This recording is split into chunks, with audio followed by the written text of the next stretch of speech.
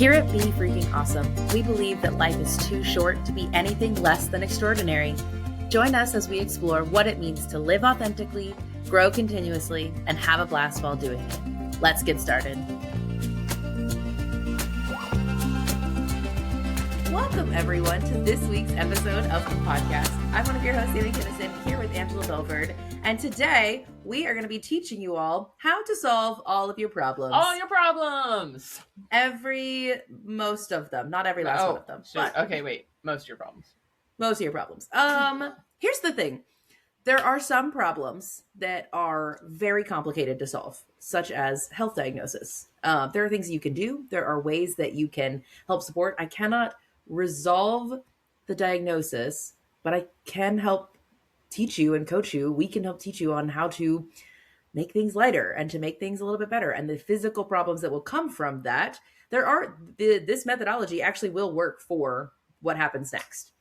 For the what now questions in your life, like after a big event happens, this is actually really good to help with those problems. And then the everyday life and all of the things. So yes, we face lots of big problems. I still think this is a good framework for the big and the small. And you know what? We're going to own it. You gotta, I think we talked about this last week, that this came about on a Friday night when we're like, yeah. So set up the metaphor for us. Like, okay. Here's the thing. You told the metaphor to me a long while ago. I only added like one little piece to it, but I think you can set it up really well. Okay. Well, the setting up the original, when I taught you the metaphor, is I was kind of a little bit fussy. Snarky? Mean? Not mean. You weren't being mean. You were like, okay, so, Sammy. All right, here we go. Here's the deal.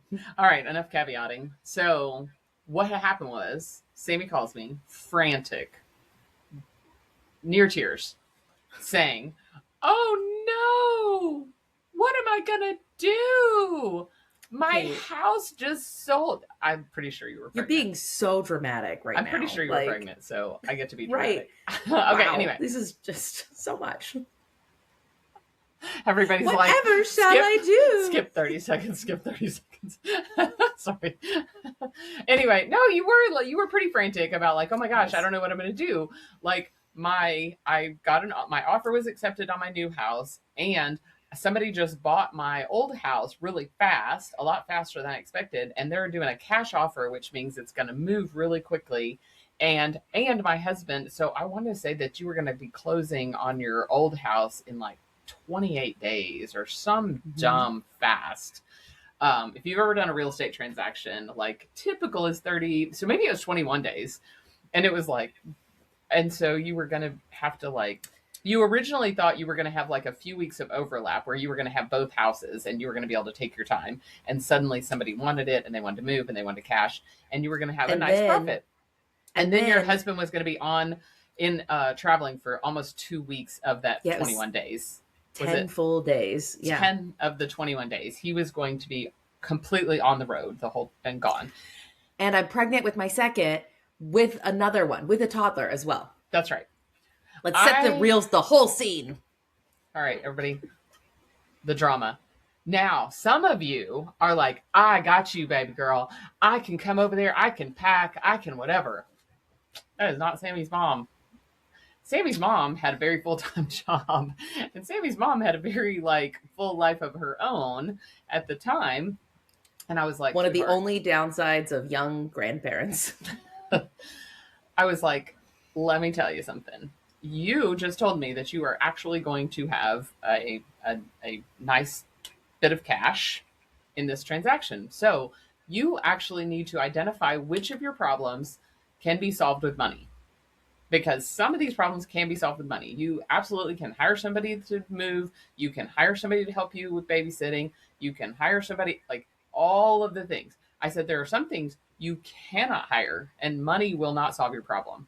You do not want to trust someone with your grandmother's plate that if it were broken, it could be replaced. I said, if money cannot replace the item, do not trust anybody else to pack that and to move that. I said, that is a time problem. And I said, I can help you with that. I'll be happy to come prioritize and like we can identify the things that money cannot replace this item. I said, it's actually a very small number. And when we did it, it was like one box in your whole Yeah. house. There was one box of things that like money could not replace this thing. And I said, great, I'm going to take that box. I'm going to store it at my house so that in all this chaos, the thing that money cannot replace.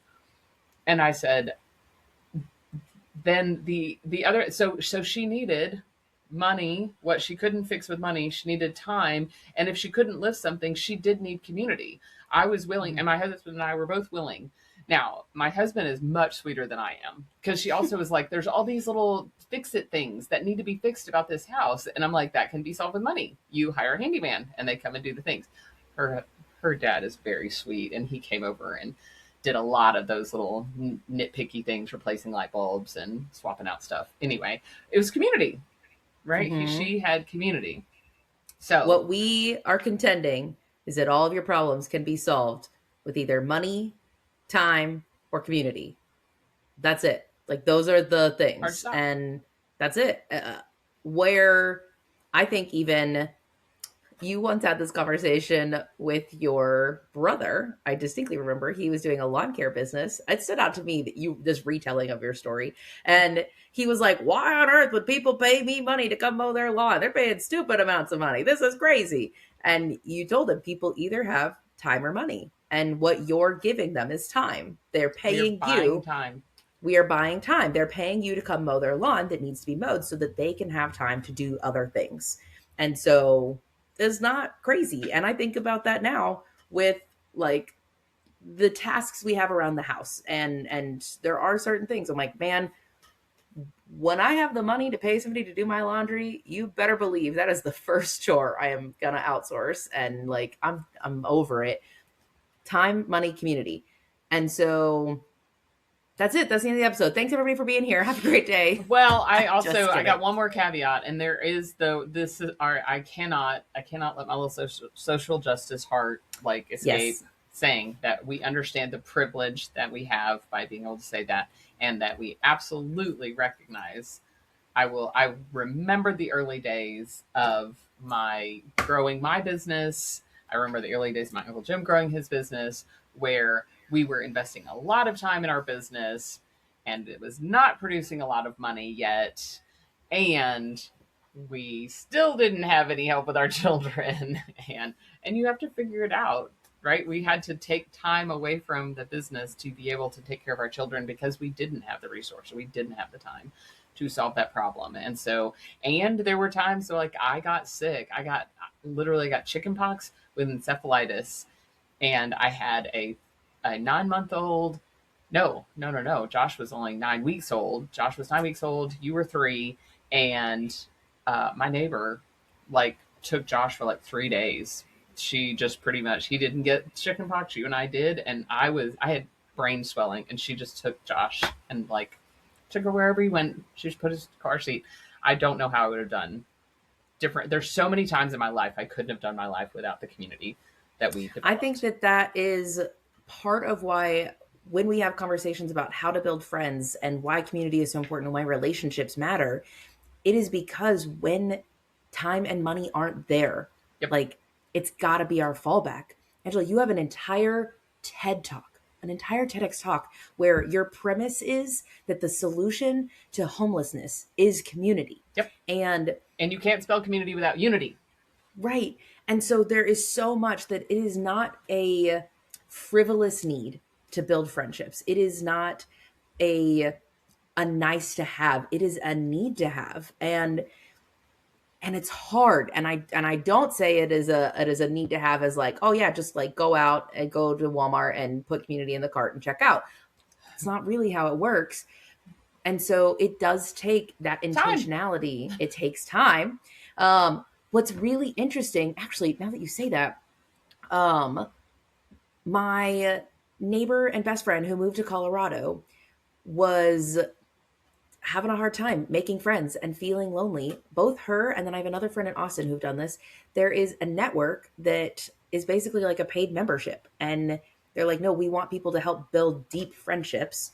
And so you pay a membership fee and you get to come to these events and we help facilitate friendship. And so where basically it was like, I want to expedite some of the time. Like, I don't want to wait Mm, a year and a half to have found a person in this new community. I'm going to pay some money to expedite this, to find people who are looking for friends to want to be a part of this. right. And so in that spot, she was able to use money to buy time and to skip ahead a little bit to get community. I've seen this both for my friend in Colorado, my friend in Texas, and it. So even that, like, and I think that we all have time, and so even if you're in a spot where you're like, man, I don't have extra money to go do that, okay, that is okay. Settle in and think about each day you can do something. You can make a small investment towards community so that those people will show up for you. So that when you have a baby, somebody's coming up to mow your lawn and bring you dinner. So that whenever you're you have a parent that gets sick and you're taking care of them, you've got people who can be there for you to do those things. And yes, that's my thought. That's my soapbox. I just now, when you said that, I was like, huh, I think okay, because we always do like, one of us has to like poke holes in the other one.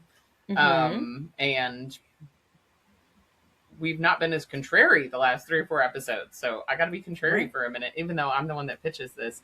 I do think about energy. Um, Ooh. and I hadn't calculated that because sometimes, like last night, I had the opportunity to go out to dinner with some friends and I had to say no because of energy. Mm. Um, Now, that's tricky because I had spent all day in community. And so, therefore, um, anyway, so that's there's my social justice moment is to sometimes you also, it's hard to have energy if you have to work 2 full-time jobs. It really Um, is. so, and, no, I'm going to own it. So, go. How can you be more intentional with these three resources, Angela? What do you think that looks like to build each of these buckets purposefully? Maybe let's start with one of them. Which one do you want to start with first? You can't build time. Like, it is literally the most precious resource we have. When I was learning how to coach, I would tell people that, like, that some of my coach friends were like, oh, well, you didn't get paid for that. I'm like, someone gave me their most precious commodity. They gave me their Mm-hmm. time, and they knew that I was a learning coach. I was practicing my methodology. There was a possibility that it might not work. It's like being in a clinical trial and you might get the placebo, right? And people Mm-hmm. gave me their time. And to me, I value that. And so, as far as how to build time, we can't, but I think we can be thoughtful about how we spend it. I think we Yep. can treat it as a precious resource. It is more precious than gold because Mm-hmm. once it's gone, it's gone. Um, and so I think we can do a time audit and see how we do. I had somebody that was recommending some TV shows. I can't believe you've not watched this TV show. I'm like, I don't watch a lot of TV. And in that moment, when people ask me, how do you get so much done? How are you doing so many things? And I'm like, I think the answer might be I don't ever get to watch TV. Mm-hmm. I watch one episode every 3 days and I like ready to fall asleep. So I'm careful with my time. I think that one, the one that I know myself and other people can fall into is particularly social media, can be that huge time suck of you didn't realize just how much time passed sitting there scrolling. And so being intentional with your time might mean instead of opening up whatever social media app, maybe you go to your text messages and you send messages to friends. Like, that is a very simple alternative. You can still be on your phone if you need to, but you are like, hey, just thinking about you, wanted to let you know. You can even be on social media and instead of doom scrolling, how about you go and like look at what your friends have got going on and comment on them Yeah. and shout out to them and send them a private message. You don't have to give up social media if you enjoy it, but don't just doom scroll and never like Mm-hmm. or engage or comment. Um, Right. like And it's use to it me, for it's the part community where it intention. takes, yes, intention to not lose all your time to Yes. it.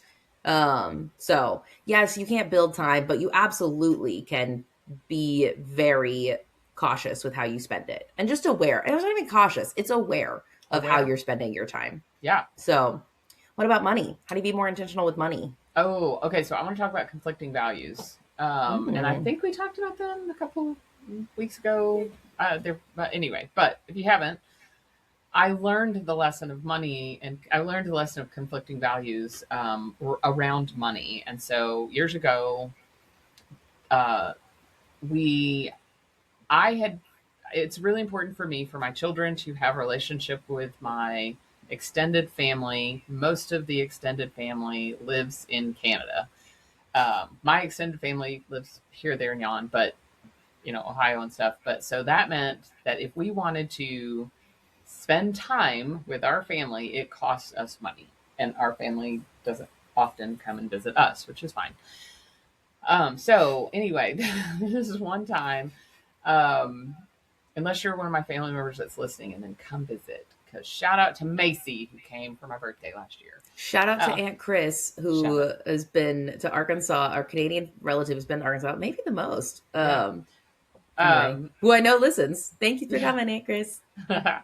The well, Vicky listens as well, and she brought Aunt Chris both times. So there you go. The Should we just cut all that out, all of our shout outs to family, or do we keep it in to be like, thanks for listening? anyway, so I was like, we decided we wanted to go to Barry's dad had Canada Day party up in Toronto. We'd never been, really wanted to go. I'm all angsty about it. And my friend Vicky was like, what in the world? You love to travel. You never question travel. And I was like, yeah, why am I angsty about this? I'm like, oh, you know what? This year I set a goal that I wanted to have more money in savings. And I want to have like an emergency fund. And this trip creates, we have to take some money out of our savings and we have to spend some money instead of putting it into that. And so at that moment, both of those values, both of those goals, I guess, well, want to have more money in my savings account. I want to spend time with my family and my kids to have a relationship. They came at odds that moment. And so what I figured out is in that moment, it was a limited opportunity for me to go hang out at Canada Day party. So I was going to spend the money, but Mm-hmm. that meant the rest of the year I needed to stay on track with my goals.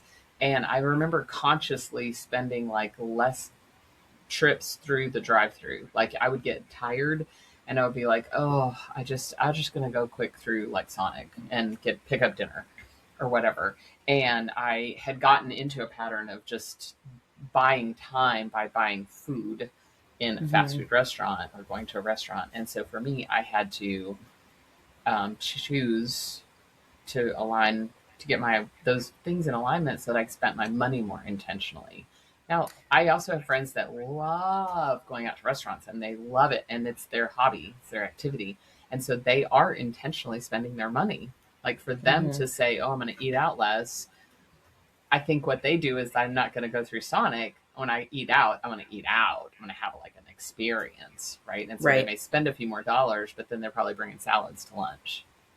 What's funny, so I had a smaller version of this happen recently where Chris and I have decided we would like to, tighten down the budget, notice a little bit more of how money is leaving.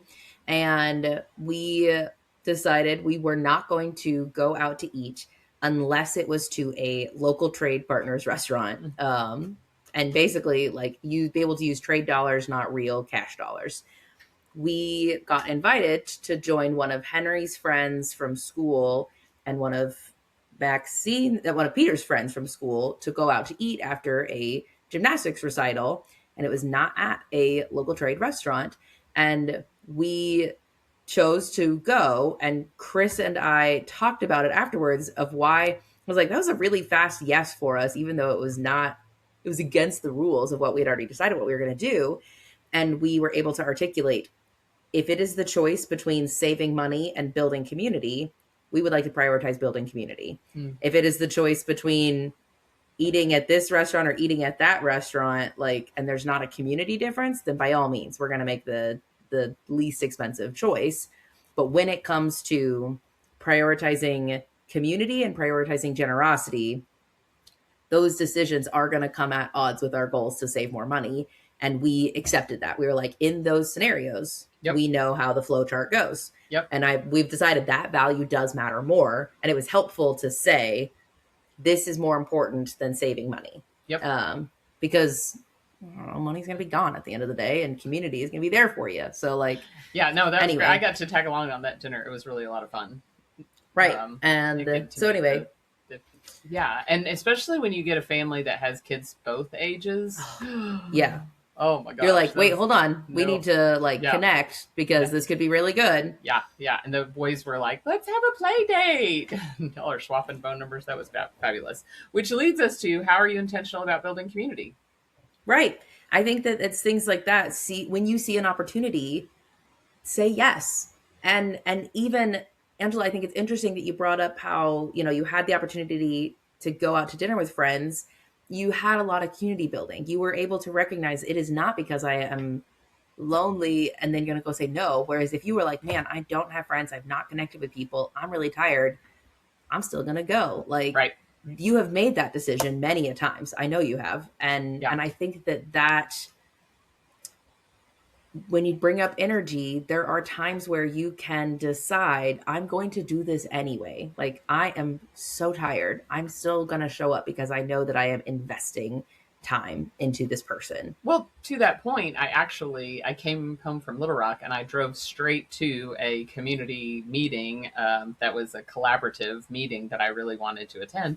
And I showed up 30 minutes late, and I didn't care that I was 30 minutes late. I'm like, oh, literally rolled in from Little Rock as fast as I could get here because I wanted to be part of that conversation. And that was a great use of my energy and a great use of community building. And it turns out what's super fun is that my friends, I went ahead and invited them to my next evening's adventure. When it comes to building community, I also want to point out something because we keep talking about going out to dinner with friends.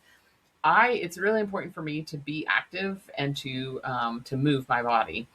And most of a really large number of my friends know that if they're going to hang out with me, it's a good chance that I'm going to recommend we go for a walk. And I will even joke and say, I don't want to pay the $7 rent at the coffee shop for us to chat. Can we go for a walk? I've invited people to my house because I'm like, I don't want to. I'm not at all opposed when I need to use the space. I want to patronize the place that creates the third space. I appreciate all of that, and I appreciate their business model. And $7 and $7 and $7 and $7, I can't get a cup of coffee for $3.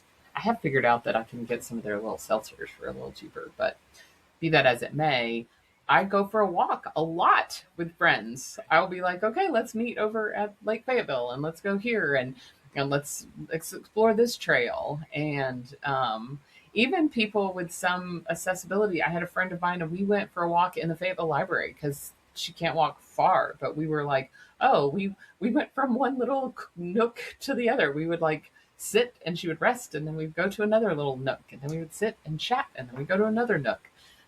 So anyway, don't think that you have to spend money to be in community.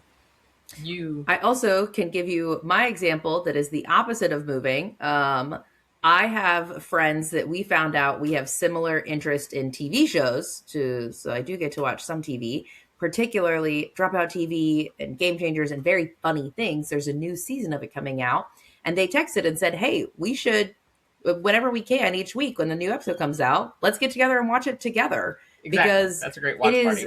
Yes. It is really fun to laugh with other people. Yes. And so there's going to be a funny show that comes out, and the weeks that we're free, we're going to watch it together and go back and forth from each other's houses. And it was like, that sounds lovely. Like, I don't actually have to plan a dinner. I don't have to do a thing. We're just going to watch TV together. And how many board games do you have? Oh, I have over 100. And why do you have board games? Because people can come and hang out and you can have community. Because I'm crazy competitive and I want to crush everyone. Just kidding. Just kidding. Every now and again, we do make a joke when somebody comes over new for board games, and it'll be like, fresh meat. I was thinking being intentional and building community around board games. And we do find people who love board games, and we will play a lot of game nights with them. I want us to wrap up a little bit. All right. One of the things that I think that this framework, thinking about what what is going on, when things are happening, instead of asking like, why is this so hard? How do I make this stop? How do I make it go away? A better question to ask, we're kind of about this. How do you ask a better question? Which resource do I need the most right now? And do I have it? And if you don't have it, what can I do to get it? Okay. It's noticing what resource could help me with my situation right now.